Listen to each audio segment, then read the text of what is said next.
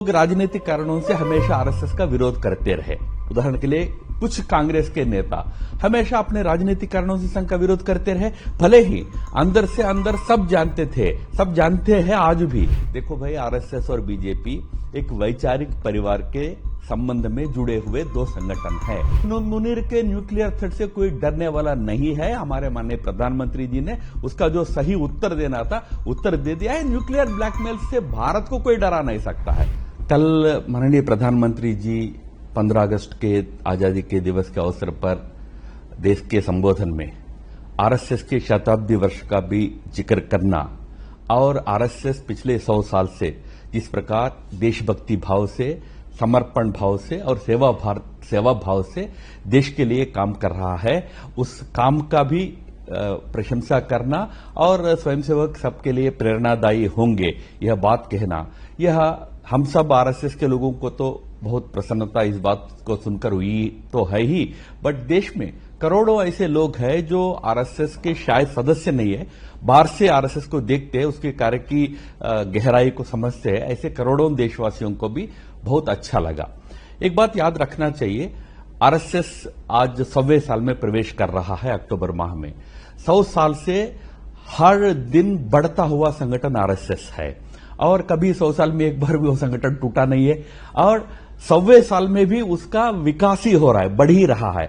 दुनिया में ऐसा कोई संगठन नहीं है। इसलिए प्रधानमंत्री ने उस बात की भी जिक्र की है कि दुनिया का सबसे बड़ा एनजीओ वॉलंटरी ऑर्गेनाइजेशन है, इसका भी जिक्र की है।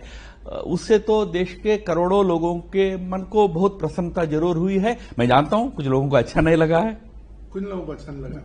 नहीं, देखिए, कुछ लोग राजनीतिक कारणों से हमेशा आरएसएस का विरोध करते रहे।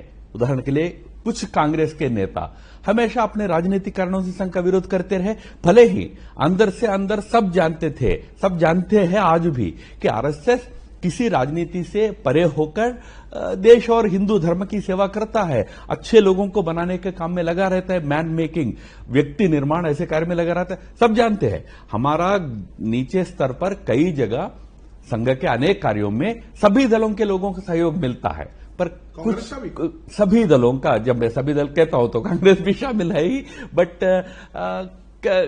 किसी को लगता है कि भाई हमको आरएसएस का मुखर कर विरोध करे, पब्लिकली विरोध करे, उसको राजनीतिक फायदा होगा।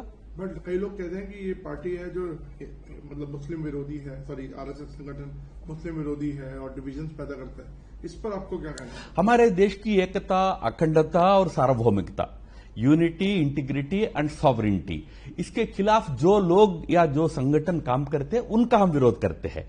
किसी संप्रदाय विशेष, धर्म विशेष, राजनीति दल विशेष, किसी का विरोध हम नहीं करते हैं। इसलिए संघ सबको साथ लेकर चलने का ही प्रयास हमेशा करता है। राम माधव जी, अभी पीएम साहब ने तारीफ करी है कल, लेकिन पीछे कुछ अटकलें ऐसी लगाई जा रही थी कि बीजेपी और आरएसएस में कुछ अच्छा नहीं चल रहा है। इसको आप किस तरह से देखते हैं? ये तो अटकलें तो समय समय पर लगाए ही जाते रहते हैं। जब और कुछ मुद्दा नहीं मिला तो आरएसएस को चित्र पर लाया जाता है, पिक्चर पर लाया जाता है, कहा जाता है कि आरएसएस और बीजेपी के बीच में तनाव नहीं है। देखो भाई, आरएसएस और बीजेपी एक वैचारिक परिवार के संबंध में जुड़े हुए दो संगठन हैं। राजनीतिक दृष्टि से बीजेपी अपना काम करता है, राजनीति से बाहर समाज में सांस्कृतिक सामाजिक सेवा अनेक कार्य आरएसएस करता है। हम आपसी एक वैचारिक परिवार के नेता आपसी संबंध रखते हैं और उसमें किसी प्रकार का कभी उतार चढ़ाव, तनाव कभी नहीं होता है। तो कोई मनमुटाव नहीं? बिल्कुल नहीं है, बिल्कुल कोई मनमुटाव नहीं है। सर, अब आते हैं दूसरे मुद्दे पर, ट्रंप टैरिफ। एक ट्रंपियन टैरिफ का नाम इसको लोग दे रहे हैं। 50% टैरिफ ट्रंप ने घोषणा किया and 25% just because India is buying Russian oil. अब आज हमने रात को देखा कि कोई डील हो नहीं पाई, सीज फायर जो वो करना चाहते थे। उन्होंने खुद बोला कि हम रशिया के साथ बिजनेस कर रहे हैं, तो इंडिया को तेल खरीदने पर 25% का उन्होंने जुर्माना लगाया और खुद वो ट्रेड कर रहे हैं। डबल स्टैंडर्ड्स की बात है नहीं? ना, मैंने पहले भी लिखा था कि ट्रंप जितना हम सरल मानते थे उतना सरल आदमी नहीं है। वो एक बहुत बड़ा ट्रांसैक्शनलिस्ट तरह का व्यक्ति है और उनके मन में एक बात स्पष्ट है, जो भी वो करे अमेरिकी अर्थव्यवस्था को ताकतवर बनाए, वो अकेला उनका लक्ष्य है। अमेरिका में समय समय पर ऐसा नेतृत्व आया। मुझे याद है कि वुड्रो विल्सन 1919 में उनका पराजय हो गया था चुनाव में, तो उसके बाद जो अमेरिका में नेतृत्व आया एकदम आइसोलेशनिस्ट बन गया, सबसे संबंध नाता सब तोड़ दिया, तोड़ के अपना विकास में पूरा लग गया, तो उसी दृष्टि से चलता रहा। उसी प्रकार के एक नेतृत्व है, वो दुनिया में केवल भारत को तंग नहीं कर रहा है, 21 देशों के साथ उनकी लड़ाई चल रही है टैरिफ्स को लेकर, तो उनका एक स्टाइल है, उस स्टाइल के साथ कैसे निपटना है वो हमारी सरकार उसकी दृष्टि से काम करेगी। नहीं, लेकिन चाइना के साथ जो उनका घोर दुश्मन है उस पर ही एडिशनल टैरिफ नहीं लगाया गया, सेकेंडरी टैरिफ, बट हम पे लगा दिया गया। चाइना पर भी कई मामलों में हमसे बहुत पहले से कई प्रकार के प्रतिबंध लगे हुए हैं। उदाहरण के लिए उनका जो बहुत महत्वपूर्ण आवश्यकता है सेमीकंडक्टर चिप्स, उसके ऊपर कई सालों से प्रतिबंध लगा हुआ है। चाइना उनके टारगेट पर बहुत पहले से है, बट बात इतना ही है कि चाइना अपने ढंग से यूएस को हैंडल कर रहा है।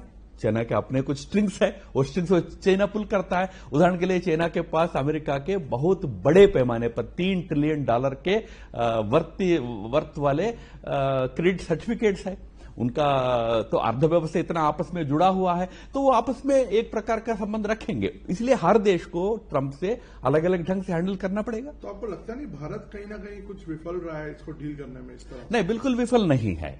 हम इस परिस्थिति को कैसे हैंडल करें इसको ध्यान में रखकर कई कदम उठा रहे हैं। हम भी अपने आर्थिक व्यवस्था पर असर ना आए इसका ध्यान रखकर काम कर रहे हैं। बिल्कुल विफल, वैसे तो मैं वही कह रहा हूं ना, ट्रंप अनेक देशों के साथ इस प्रकार का व्यवहार कर रहा है, बहुत घनिष्ठ मित्र, एक साथ चलने वाले 5 आइज का हिस्सा है। ऐसा कनाडा के साथ क्या किया ट्रंप ने, तो इसलिए ट्रंप का एक स्टाइल है, उसके साथ निपटने का अपने ढंग से हम प्रयास कर रहे हैं। बहुत ट्रांजैक्शनल आपने कहा। बिल्कुल, वो ट्रांजैक्शनल व्यक्ति है। क्या अब आपने भी फॉरेन अफेयर्स पे काफी काम किया है और आप बहुत क्लोज ऑब्जर्वर भी रहे हैं, आप लिखते भी रहे हैं, चिंता भी करते रहे हैं, भारत बीजेपी का फॉरेन सेल लीड भी करते थे। आपको क्या लगता है कि भारत और यूएस के रिश्ते क्या पटरी पे वापस आएंगे इस तरह के रवैये से? देखिए, हम दोनों देशों के रिश्ते एक ऐसे क्रिटिकल लेवल पर पहुंचे हुए हैं कि इस प्रकार के उतार चढ़ाव के चलते लंबे समय तक हमारे बीच में कोई खाई नहीं आएगा, क्योंकि एक क्रिटिकल मास है ना, वो टेक ऑफ कर चुके हैं ये relationship. But ups and downs रहेंगे, पहले भी थे। आपको मैं याद दिलाऊं, निक्सन जब अमेरिकी राष्ट्रपति थे तो हमारा संबंध बहुत कठिन रहा है, बहुत कठिन रहा है। उससे पहले जब कैनेडी थे तो बहुत अच्छा रहे। चाइना का युद्ध हुआ तो हमारे को बहुत सहयोग मिला, बट जब हम 71 में पाकिस्तान के साथ युद्ध कर रहे थे तो निक्सन ने बहुत प्रयास किया हमको परास्त करने का। उसी प्रकार 98 में क्लिंटन के साथ हमारी समस्या रही, अप्स एंड डाउन्स रहे। पिछले 20 साल में लगातार सरकारें, वाजपेयी जी की सरकार से लेकर सबने जो कोशिश की उससे एक अच्छे लेवल पर पहुंचा है। तात्कालिक ऐसा मैं मानता हूं, हम जरूर ओवरकम करेंगे। 2 बड़े डेमोक्रेसी, हमको साथ में चलना होगा। तो राम माधव जी, 2 लास्ट सवाल पूछ रहा हूं मैं आपसे, क्या भारत क्या चीन की तरफ बढ़ रहा है, क्या दोस्ती की तरफ? हम तो एक स्ट्रैटेजिक इकोनॉमी का सूत्र लेकर चलते हैं। स्ट्रैटेजिक इकोनॉमी का अर्थ यह होता है देश का हित और दुनिया का हित जो हम देखते हैं, जिस दृष्टि से हम देखते हैं उसको ध्यान में रखकर हम सबसे संबंध रखेंगे। उसमें चाइना के साथ हमारा संबंध है, पहले भी थे। आपको याद दिलाऊं कि मोदी जी के आने के बाद शी जिनपिंग अहमदाबाद गए थे, झूला में दोनों बैठकर वार्ता किए थे। उसके बाद 2 बड़े बड़े हमारे संबंध हुए। बीच में एक तनाव का समय आया, गलवान की घटना के बाद थोड़ा समस्या आई थी। अब उससे फिर आगे जाकर हम संबंध निर्माण करके चल रहे हैं। हम दोनों के बीच बहुत बड़ा स्ट्रांग आर्थिक संबंध है। $140 बिलियन का हमारा बायलैटरल ट्रेड है। बट सर, चाइना बॉयकॉट और ये सब चीजें जो बीच में चली थी, क्या उसको सबको भूल जाएंगे? तो सभी देशों के साथ कुछ विषयों में हमको सावधानी रखना ही पड़ता है। मैं आपको याद दिलाऊं, 1990s में जब लिबरलाइजेशन का दौर भारत में शुरू हुआ था तो हमने अमेरिकी वस्तुओं का विरोध किया था, और उससे पहले जनता पार्टी की सरकार थी तो जॉर्ज फर्नांडिस ने कोको कोला को बाहर कर दिया भारत से। तो समय समय पर कुछ डोमेस्टिक इकोनॉमिक इंटरेस्ट को लेकर कुछ कदम उठाए जाते हैं, उसको एकदम डिप्लोमेटिक या देशों के बीच संबंधों के साथ नहीं जोड़ना चाहिए। राम माधव जी, मेरे आखिरी 2 सवाल हैं कि पाकिस्तान, जो अमेरिका ने जो रेड लाइन लोग कहते हैं पार की है, वो ये है कि मुनीर वहां जाते हैं, 2 बार जाते हैं और वहां जाकर भारत को थ्रेटन करते हैं, विश्व को थ्रेटन करते हैं, न्यूक्लियर वॉर का साइबर रैटलिंग करते हैं। तो इसको किस तरह से आप राम माधव जी देखते हैं? क्योंकि रेड लाइन भारत पाकिस्तान के साथ जो संबंध है आप जानते हैं, आप किस तरह के रहते हैं। अगर अमेरिका उसके साथ खड़ा दिखेगा तो कैसे आगे बढ़ेगा? हम बहुत सेंटिमेंटल लोग हैं। ट्रंप का स्टाइल को क्यों नहीं समझ रहे हैं? मैं वही तो बार बार कह रहा हूं, ट्रंप ने तो किम जोंग उन से ने अपने नॉर्थ कोरिया के जो भयंकर घोर डिक्टेटरशिप करने वाले वो डिक्टेटर के साथ सिंगापुर में 2 दिन की वार्ता की और कहा कि ये मेरा बहुत प्रिय दोस्त है। उनका स्टाइल है। उसके कारण ना नॉर्थ कोरिया में अंतर आया, ना नॉर्थ कोरिया अमेरिका संबंध में कोई सुधार आया है। उसी प्रकार सब प्रकार के गलत लोगों को भी मैं सुधार लूंगा ऐसा सोचकर काम करने वाला व्यक्ति, इसलिए मैं कह रहा हूं उस व्यक्ति से डील करने का हमको थोड़ा भिन्न तरीका अपनाना चाहिए। सेंटिमेंटल नहीं होना। वो मुनीर को लेकर कर रहा है, उसका घोर विरोध हमारा है। पर ऐसे ही राजनीति उन्होंने मुशर्रफ के साथ की थी अमेरिका ने। मुशर्रफ जो इतना घोर इस प्रकार का आतंकी ताकतों का सहारा देता था, समर्थन करता था, उस मुशर्रफ को तो पूरा सहयोग अमेरिका ने दिया था। अपने स्वार्थ के लिए अफगानिस्तान में युद्ध के लिए पूरा मुशर्रफ से हाथ मिलाया था। तब भी हम बहुत आहत थे। तो इसलिए अमेरिका का और अमेरिका के नेतृत्व का अपने स्वार्थ के लिए एक स्टाइल होता है। कैसे डील करोगे ये राजनीतिक डिप्लोमेटिक रिलेशंस में सब ध्यान में रखना पड़ता है। मुनीर न्यूक्लियर थ्रेट दे रहा है। मुनीर के न्यूक्लियर थ्रेट से कोई डरने वाला नहीं है। हमारे माननीय प्रधानमंत्री जी ने उसका जो सही उत्तर देना था उत्तर दे दिया है। न्यूक्लियर ब्लैकमेल से भारत को कोई डरा नहीं सकता है।